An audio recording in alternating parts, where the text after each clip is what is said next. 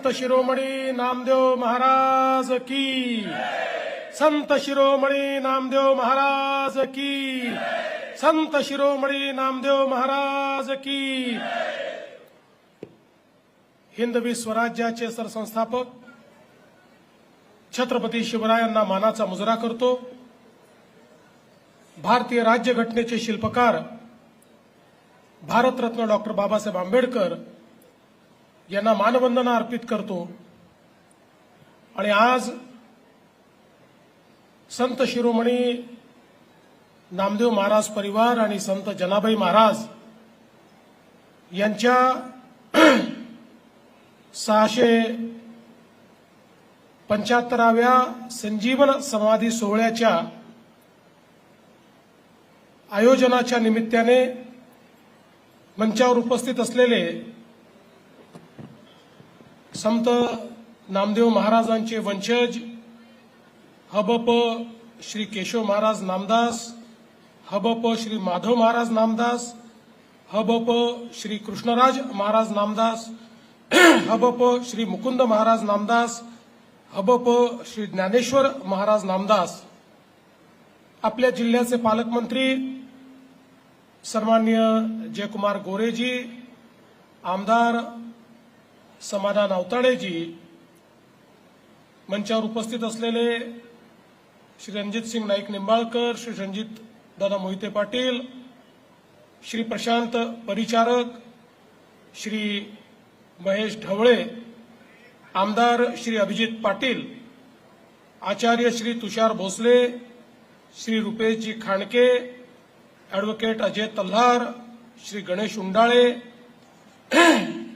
श्री गहिनीनाथ महाराज औसेकर, त्याचप्रमाणे अभिनेता श्री गोविंद नामदेव, राजेंद्रजी राऊत, चेतनसिंग केदार, शशिकांत चव्हाण, आपले विभागीय आयुक्त श्री पलकुणवारजी, श्री कुमार आशीर्वाद, श्री अतुल कुलकर्णी, या ठिकाणी उपस्थित सर्व मान्यवर आणि उपस्थित माझ्या भगिनी आणि बंधूंनो, मी खरोखरच हा माझ्याकरता अत्यंत भाग्याचा दिवस समजतो की आज या 655व्या संजीवन समाधी सोहळ्याच्या निमित्ताने ज्या ठिकाणी ही संजीवन समाधी झाली, ज्याला आपण नामदेव पायरी म्हणून देखील ओळखतो, त्या ठिकाणी जाऊन मला प्रत्यक्ष दर्शन घेता आलं आणि तिथली ऊर्जा देखील मला प्राप्त करून घेता आली। आपल्याला माहिती आहे की या समाधीचं महत्त्व इतकं आहे की जरी प्रत्यक्ष पांडुरंगाचं दर्शन घेता आलं नाही आणि नामदेव पायरीचं दर्शन घेतलं तरी देखील पांडुरंगाचं दर्शन मिळाल्याचं पुण्य हे या ठिकाणी मिळतं। आणि म्हणूनच मला असं वाटतं की आपण जर बघितलं तर वतन अमुची मिरासी पंढरी, नामाची उजरी जागऊ तिथे, साधू संता शरण जाऊ मनोभावे, प्रसाद स्वभावे देती मज, नामा म्हणे आम्ही पायरीचे चिरे, संत पाय हिरे देती खरी। त्यामुळे पायरीचे चिरे अशा पद्धतीनं हा जो काही उल्लेख या ठिकाणी झालेला आहे, खऱ्या अर्थानं आपण जर बघितलं तर या संपूर्ण आमच्या भागवत धर्मामध्ये, आमच्या वारकरी संप्रदायामध्ये आपला विचार हा वैश्विक विचार आहे आणि तो देशाच्या जगाच्या कानाकोपऱ्यात पोचला पाहिजे। या दृष्टीनं जर कोणी काम केलं असेल तर ते संत नामदेव महाराजांनी या ठिकाणी केलेलं आपल्याला पाहायला मिळतं। आपण असं म्हणतो की मराठ्यांनी हिंदवी स्वराज्य अटके पार नेलं, हे खरं आहे। आमचं स्वराज्य अटके पार गेलं, अफगाणिस्तानपर्यंत आमचं स्वराज्य गेलं, पण त्याच्या कितीतरी आधी आमचा भागवत धर्माचा विचार हा तिथपर्यंत पोहोचवणारे संत नामदेव महाराज होते की ज्यांनी अक्षरशः आसेतू हिमाचल ज्याला आपण म्हणतो, पूर्व पश्चिम उत्तर दक्षिण सगळ्या भागामध्ये प्रचंड भ्रमण केलं आणि त्या ठिकाणी हा विचार पोचवला। आणि मगाशी उल्लेख झाला की या ठिकाणी परिवारातले 14 लोक आणि संत जनाबाई हे संजीवन समाधी घेतात.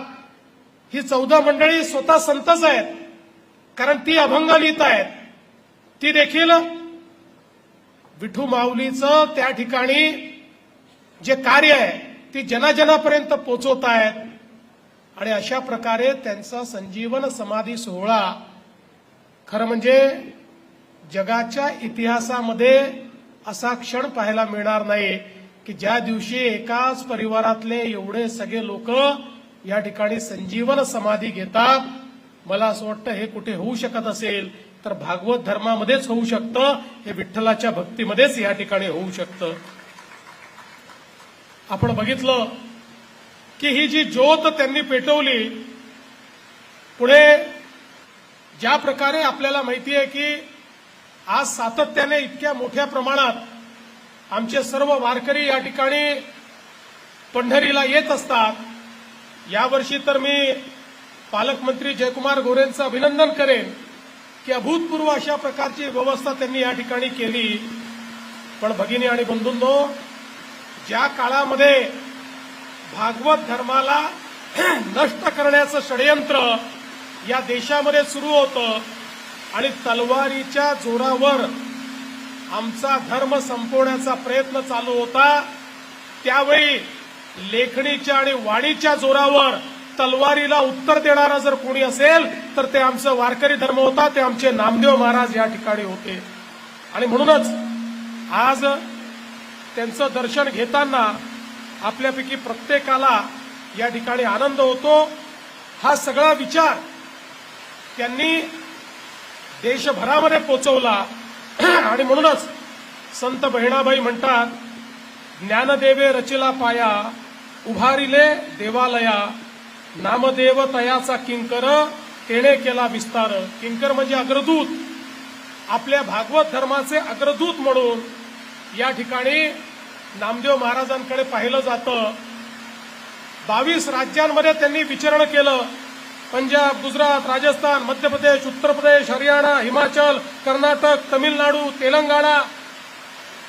एकही राज्य असं मोठं आपल्याला पाहायला मिळत नाही की ज्या राज्यापर्यंत ते पोहोचले नाहीत. त्या प्रत्येक राज्यात हा भागवत धर्माचा विचार त्यांनी पोहोचवला.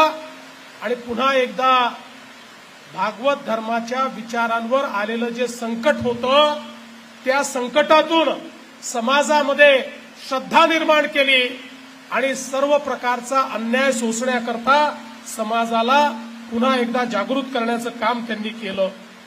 आणि म्हणूनच आपल्याला माहिती आहे की संत ज्ञानेश्वर माऊलींनी भगवद्गीतेची गंगा ही मराठीमध्ये आणली आणि त्याला जे काही नामदेव महाराजांचं तत्वज्ञान आणि त्या तत्वज्ञानाचं जे अधिष्ठान लाभलं, त्या माध्यमातून आपल्याला माहिती आहे की संत नामदेव आणि संत ज्ञानेश्वर यांची भेट ही देखील या संपूर्ण आपल्या वारकरी धर्माच्या प्रवासामधली एक महत्वाची भेट मानली जाते. एक मैलाचा दगड तो मानला जातो आणि एक विचारांचा अमूल्य संगम म्हणून त्याच्याकडे पाहिलं जातं. खरं म्हणजे ही परंपरा कीर्तनातनं वाढण्याकरता पहिले फडकरी म्हणून त्या ठिकाणी नामदेव महाराजांकडे पाहिलं जातं. हा फड त्यांनी उभा केला आणि त्यातनं आज आपल्याला गावोगावी आमचे फडकरी, आमचे कीर्तनकार हे कीर्तन करताना त्या ठिकाणी दिसतात. पण जसं मगाशी सांगितलं की संत नामदेव हे केवळ वारकरी नव्हते, ते केवळ भागवत धर्माचे पाईक नव्हते, तर भारतीय संस्कृतीच्या एकात्मतेचे पाईक देखील या ठिकाणी नामदेव महाराज होते. कारण त्यांनी भाषेचे बंध झुगारले, सीमांची कुंपणं तोडली आणि भक्तीचा ओघ हा संपूर्ण भारतामध्ये नेण्याचं काम त्यांनी त्या ठिकाणी केलं. आणि संत गोरा कुंभार, संत सावता माळी, संत परिसा भागवत, संत चोखा मल्हार, त्यांचा परिवार, जगन्मित्र नागा, नरहरी सोनार, तसेच दासी जनी, असे अनेक जण होते की जे या विचाराने प्रेरित होऊन आणि नंतरच्या काळात आपण बघितलं की या सर्वांनी ज्या प्रकारे लोकप्रबोधन समाज प्रबोधन केलं आणि भागवत धर्माचा विचार हा गावोगावी पोचवण्याचं काम या माध्यमातून झालेलं आपण बघितलं. आणि म्हणूनच खरं म्हणजे या ऐतिहासिक अशा प्रकारच्या तीर्थयात्रेचा समारोप हा पंढरपुरात चंद्रभागेच्या वाळवंटात झाला आणि स्नेहभोजनात उच्च नीच स्पृश्य अस्पृश्य सगळे भेद संपवून आणि त्या ठिकाणी हरिनामाचा गजर करीत विठ्ठलाचं कीर्तन करीत संपूर्ण समाज एक करण्याचं काम जर कोणी केलं असेल तर ते संत नामदेवांनी केलं. संत नामदेवांनीच या ठिकाणी विठ्ठल मंदिराच्या दारामध्ये चोखोबाची समाधी उभी केली आणि त्यातनं एक संदेश या संपूर्ण आमच्या विखंडित असलेल्या समाजाला दिला की समाजामध्ये जन्माने कोणी मोठा नाही, कर्मानीच प्रत्येक जण मोठा आहे, जन्माने कोणी मोठा होऊ शकत नाही हे सांगण्याचं काम त्यांनी केलं. खरं म्हणजे संत ज्ञानेश्वरांची संजीवन समाधी ही कदाचित आपल्यापर्यंत पोचली नसती, पण ते हृदयद्रावक दृश्य जे होतं तेही आपल्यापर्यंत पोचलं. ते संत नामदेवांच्या लेखणीतून आपल्यापर्यंत पोचलं. हा सगळा इतिहास त्यांनी लिहून ठेवला आणि पुंडलिकापासून जनाबाईपर्यंत सर्व भक्तांचं चरित्र देखील हे त्यांनी लिहिलं. आपण असं म्हणू शकतो की आपल्या इतिहासातले पहिले चरित्र लेखक जर कोणी असतील तर तेही संत नामदेव महाराजच या ठिकाणी होते. अशा प्रकारचं कार्य त्यांनी केलं. त्यांच्या साहित्यामध्ये आपल्याला संवाद मिळतो, त्याच्यामध्ये नाट्य मिळतं, अखिल मानवतेचा विचार करून केलेलं हे लेखन आहे असं आपल्याला पाहायला मिळतं. श्रीकृष्णाच्या लीला मराठीत सांगताना त्यांनी बालकविता देखील मराठीमध्ये लिहिलेल्या आहेत. आणि सगळ्यात महत्वाचं की मराठीतल्या गझलांच्या संदर्भात त्याचं मूळ कुठे आहे अशा प्रकारे अनेक संशोधक शोधत असताना त्याचं मूळ हे संत नामदेवांपर्यंत पोचतं. म्हणजे सर्व प्रकारचं जे साहित्य होतं या साहित्याची निर्मिती देखील त्या ठिकाणी त्यांनी निश्चितपणे केली. हिंदी साहित्याला एक नवीन भान देण्याचं काम देखील संत नामदेवांनी केलं. त्यांनी हिंदीमध्ये आणि पंजाबीमध्ये देखील अभंग लिहिले. ब्रजभाषा, शौरशनी भाषा अशा अनेक भाषा या त्यांना अवगत होत्या.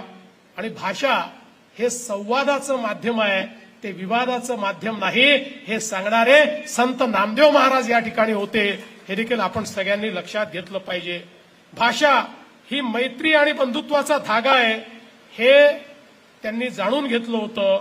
आणि म्हणूनच गुरुग्रंथ साहिब, ज्या गुरुग्रंथ साहिबला संपूर्ण आमचा शीख समाज आपला ईश्वर मानतो किंवा गुरूंनी सांगितलं की जर तुम्हाला आराधना करायची आहे, जर तुम्हाला त्या ठिकाणी पठण करायचं आहे तर ते गुरुग्रंथ साहिबचं करा.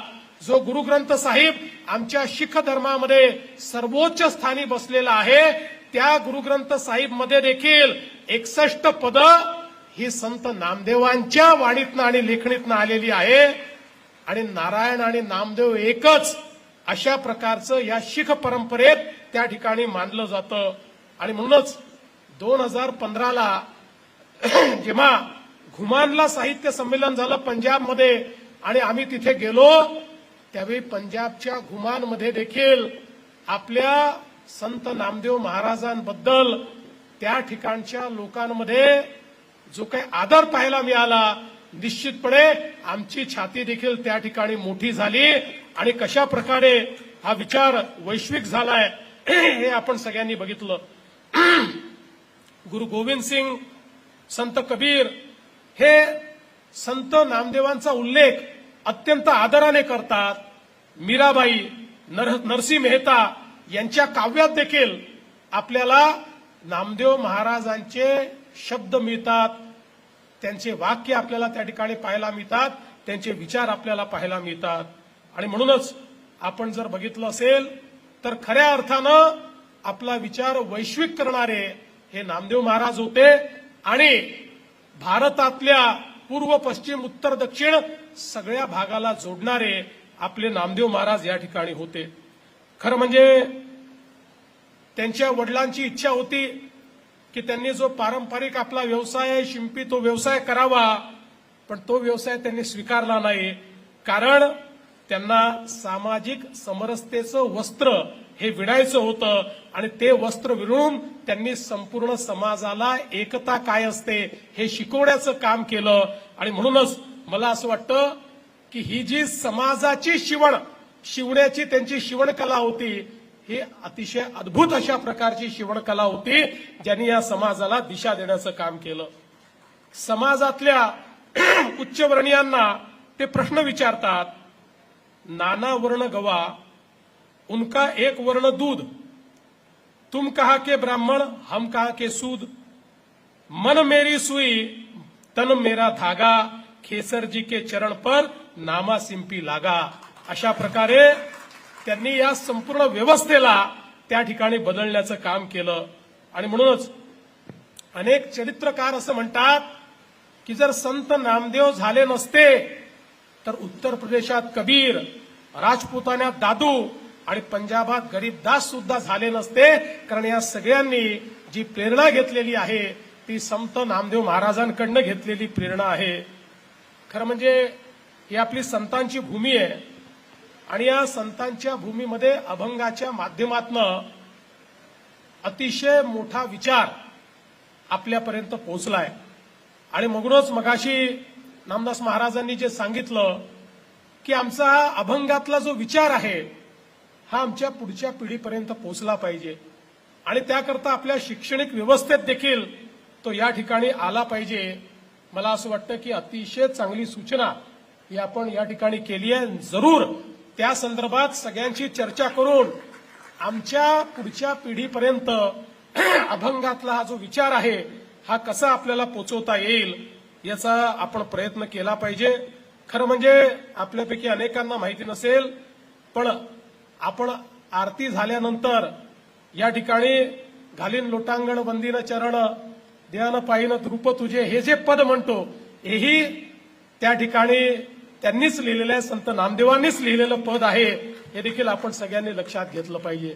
आणि म्हणूनच खऱ्या अर्थानं समाजातल्या शेवटच्या व्यक्तीला देखील समाजाच्या मुख्य धारेमध्ये आणणारे आणि त्या ठिकाणी जनाबाईंनाही संतत्व ज्यांच्या सानिध्यामध्ये मिळालं अशा प्रकारचे संत श्रेष्ठ नामदेव यांच्या या संजीवन समाधी सोहळ्याच्या निमित्ताने पालकमंत्र्यांनी या ठिकाणी जी मागणी केलेली आहे की हे जे आपलं मंदिर आहे हे मंदिरही आता जुनं झालेलं आहे, त्याच्यातही आता बऱ्यापैकी अडचणी निर्माण झालेल्या आहेत. त्यामुळे आमचा सगळा जो वंशज परिवार आहे यांची परवानगी घेऊन आणि त्यांच्याच मान्यतेने त्याचाही योग्य पद्धतीनं जीर्णोद्धार हा आपण करू. त्या ठिकाणी शासनाच्या माध्यमातून ते काम देखील आपण हातामध्ये घेऊ. आणि आपली जी इच्छा आहे की या ठिकाणी आपण जे काही एक स्मारक त्यांचं तयार करतो आहोत, हे स्मारक एक वैश्विक दर्जाचं चांगलं स्मारक व्हावं. मी तुम्हाला आश्वस्त करतो की कुठल्याही प्रकारची त्याला निधीची कमतरता आम्ही पडू देणार नाही. अतिशय चांगलं स्मारक आपण करू. पण हे स्मारक जरी आपण केलं तरी त्यांचं खरं स्मारक हे त्यांचे विचार आहेत. त्यामुळे ते विचार हे आपल्या नव्या पिढीपर्यंत पोचले पाहिजे. याकरता महाराष्ट्र शासनाच्या वतीनं हे विचार पुन्हा एकदा सर्व आपल्या विद्यार्थ्यांपर्यंत कसे पोचतील याचा प्रयत्न निश्चितपणे आपण करू. आणि त्यातनं त्यांनी निर्माण केलेला एकसंघ समाज, समतायुक्त समाज हा तयार करण्याकरता आणि सश्रद्ध समाज तयार करण्याकरता आपण सगळे लोक आज संकल्पबद्ध होऊया, एवढंच या निमित्ताने बोलतो. आणि या चांगल्या कार्यक्रमामध्ये आपण मला निमंत्रित केलं आणि माझ्या जीवनामध्ये या ठिकाणी संत नामदेव महाराजांच्या या संजीवन समाधी सोहळ्याचा योग आपण आणला, त्याबद्दल आपले आभार मानतो. मगाशी ज्यावेळेस मी पाद्यपूजा करत होतो त्यावेळी नामदास महाराजांनी ते आपले पाय मागे घेतले आणि करू नका असं म्हटलं. त्यांना मी हे सांगू इच्छितो की तुमची पाद्यपूजा करत असताना आम्हाला तर काही संत नामदेवांची पाद्यपूजा करण्याचा योग मिळणार नाही, पण परिवारातली कोणाची पाद्यपूजा केल्यामुळे आम्हाला तोच प्रत्यय येतो की आपण संत नामदेवांची पाद्यपूजा या ठिकाणी करतो आहोत. हा सगळा त्यांचा विचार आपण आजपर्यंत या ठिकाणी जीवित ठेवलाय, तो पुढे नेलाय आणि ही परंपरा आपल्या परिवाराची अशीच पुढे चालत राहो अशा प्रकारची पांडुरंगाच्या चरणी प्रार्थना करतो आणि माझे 2 शब्द संपवतो. धन्यवाद. जय हिंद, जय महाराष्ट्र, रामकृष्ण हरी.